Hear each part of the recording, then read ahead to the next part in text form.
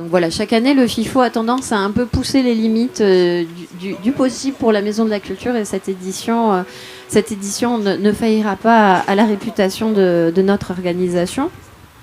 Donc, alors, il vient d'arriver, je crois que c'était avant-hier. Je vais passer la parole à Luc de Saint-Cernin, qui est directeur de la stratégie éditoriale du pôle Outre-mer de France Télévisions. France Télévisions, comme vous le savez, qui est également partenaire comme la Maison de la Culture depuis le début du festival, qui est l'autre co-organisateur de la manifestation. Et Luc, particulièrement, c'est un habitué du FIFO qui normalement vient chaque année, donc qui n'a pas pu venir l'année dernière, mais on est très heureux de l'avoir parmi nous aujourd'hui. Et donc Luc, si tu peux nous dire quelques mots. Merci. Bonjour à tous. Écoutez, je représente le pôle Outre-mer de France Télévisions, c'est-à-dire les 9 stations régionales réunies en une unité. En fait, on fait de la télévision, on fait du web, on fait de la radio, mais surtout on fait du documentaire. Il y en a une vingtaine qui ont été diffusées sur France 3 et une dizaine qui ont été diffusées sur France 5. C'est simple, nous n'avons jamais eu une aussi belle exposition pour nos films.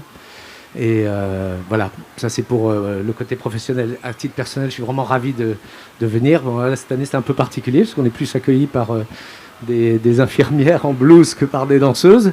Mais ça fait plaisir d'être ici et que c'est comme une espèce de privilège. Et donc voilà, je voulais vous dire que nous sommes ravis, mon équipe et moi, de participer à ce FIFO auquel je souhaite longue vie. Alors, j'allais dire qu'un FIFO, c'est une âme aussi, comme vous le savez. C'est ce qui fait la particularité de ce festival. C'est ce qui fait aussi qu'il a tenu 19 éditions, ce qui est quand même, pour une manifestation culturelle, quelque chose qui est à souligner. L'un des porteurs de cette âme, l'un des fondateurs du FIFO, c'est évidemment Wallace Cotra.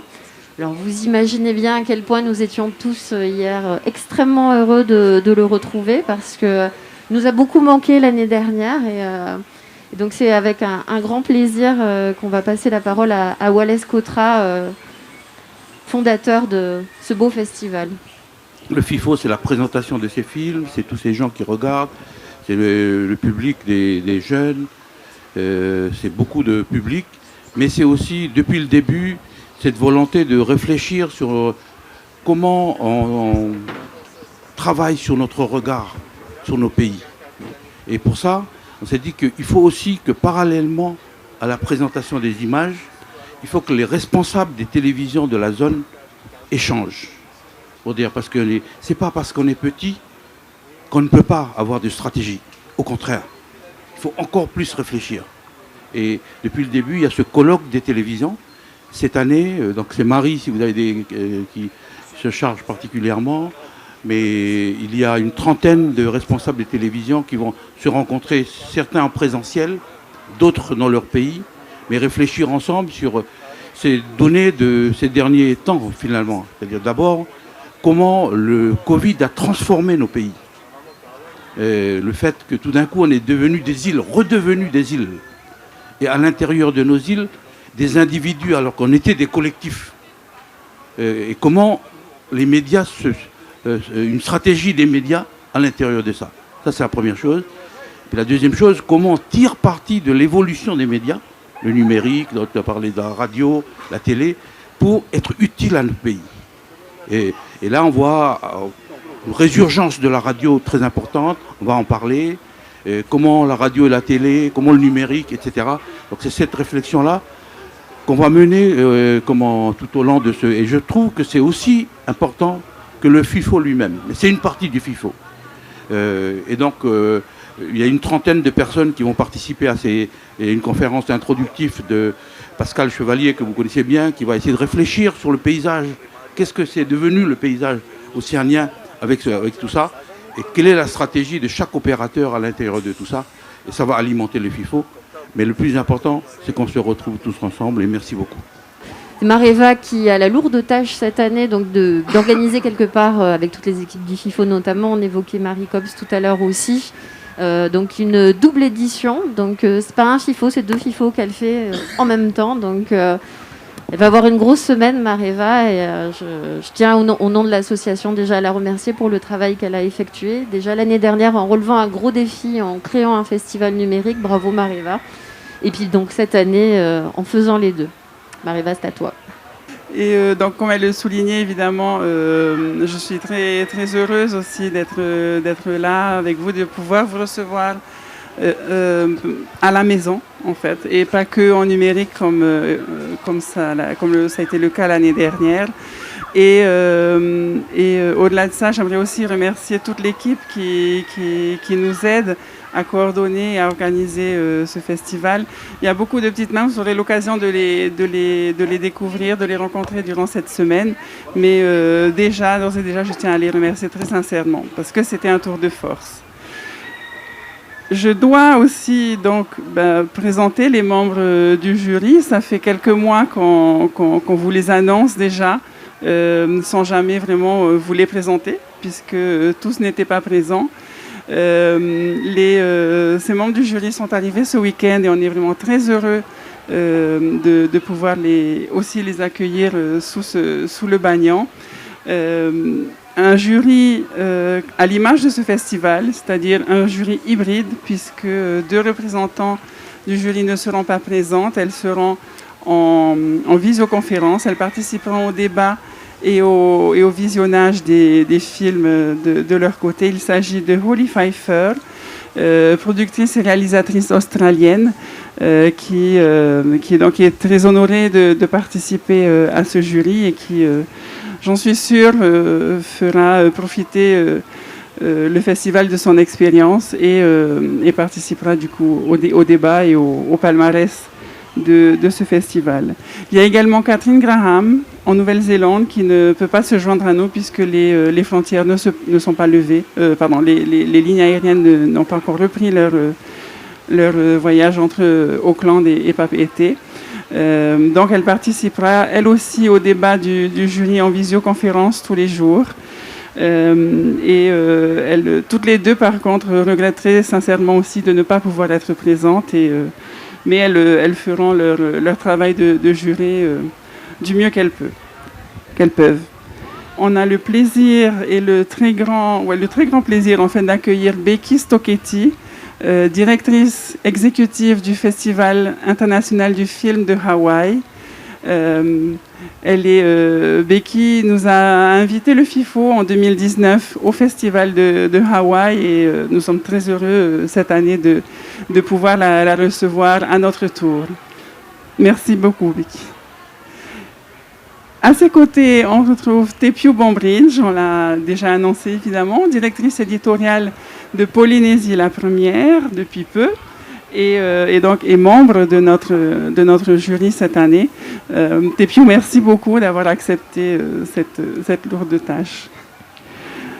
Ensuite, à ses côtés également, Virginie Tetofa, qu'on connaît beaucoup, qu'on connaît bien ici, puisqu'elle est productrice et réalisatrice depuis plusieurs années.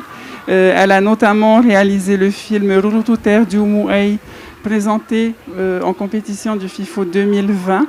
Et qui depuis a connu une belle carrière, même au-delà de chez nous. Heiura Iteteta se joint également à ce jury. Merci beaucoup, Heiura.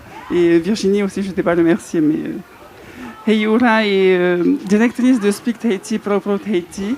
Et au-delà de ça, Heiura, c'est aussi beaucoup d'autres choses, puisqu'elle est elle-même productrice. Elle a été autrice de films documentaires, notamment du film Des paroles et des écrits qui avait été présenté au FIFO 2019. Et il n'y a pas de jury sans président. Et nous avons le très grand honneur aussi d'accueillir Emmanuel Casarero, président du musée du Quai Branly Jacques Chirac, qui est arrivé hier soir. Donc, merci beaucoup Emmanuel, merci d'être parmi nous. Merci Malema, excusez-moi. Je voulais saluer les membres du jury parce qu'on n'a pas eu l'occasion de se voir encore et je suis très heureux de faire votre connaissance. Je suis très ému aussi parce que j'ai réalisé que je suis venu la première fois au FIFO il y a 16 ans, que c'est ma 4e participation. Et à l'époque, j'étais plutôt basé à Nouméa. Et c'est toujours une émotion très grande. D'abord d'être accueilli ici sous ce grand banyan. Je pense que pour tous les gens du Pacifique, parler sur le banyan, ça veut dire quelque chose. Même si on est dans le monde numérique, on est dans le monde des objets technologiques, on n'oublie pas sur quoi reposent nos pieds et d'où l'on vient. Et ce grand banyan planté au milieu de Papeete, pour moi, c'est quelque chose d'important. Et avoir l'occasion de parler sous ce banyan, c'est une responsabilité d'une certaine manière.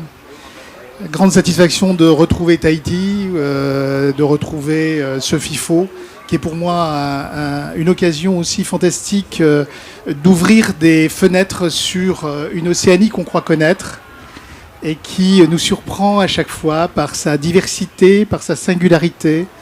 On a souvent, par facilité, des grands mots valises qui nous permettent de nous ranger tous derrière des mots comme Polynésie, Mélanésie, Micronésie.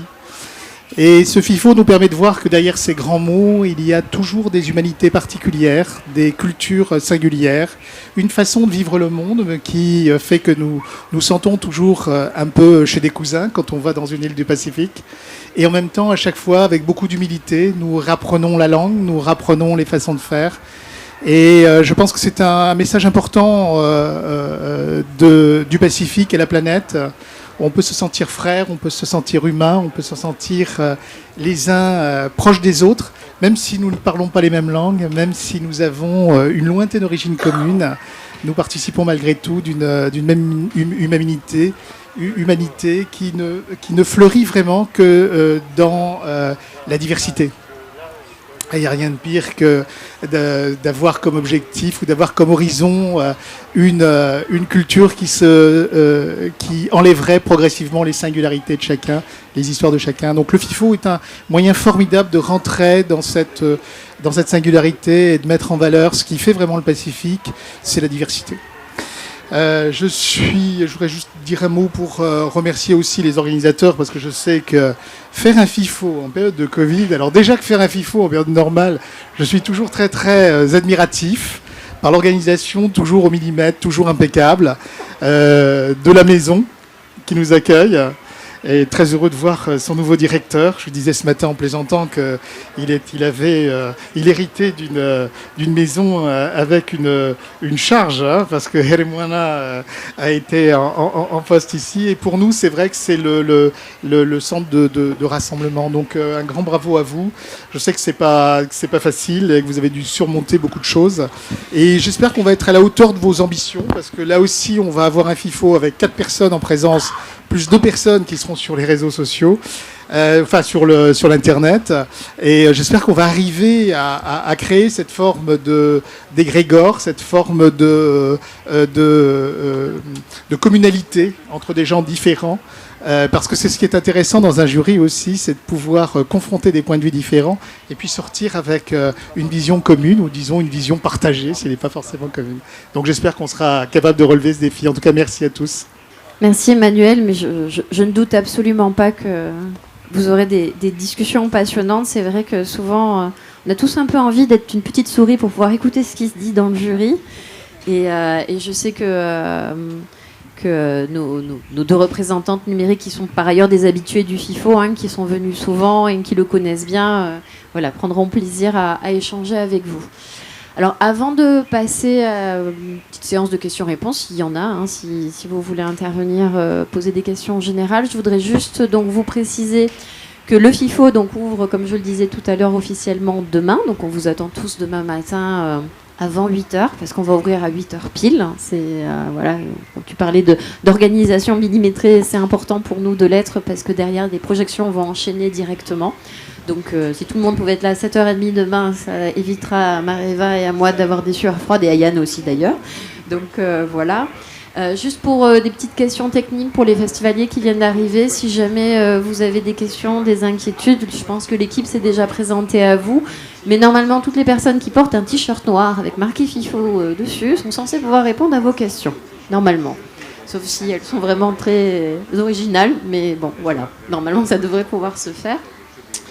Et puis voilà, donc je pense que la pirogue du FIFO va pouvoir être lancée comme chaque année dignement. Voilà. Est-ce que les journalistes ont des questions qu'ils veulent poser à l'ensemble des personnes qui sont présentes là maintenant tout de suite, ou est-ce que vous préférez passer sur des interviews individuelles ? individuelles, pas de questions particulières, pas d'intervention. Tout va bien. Et bien, tant mieux. Donc, je vous souhaite un bon FIFO à tous. Et à demain. Merci.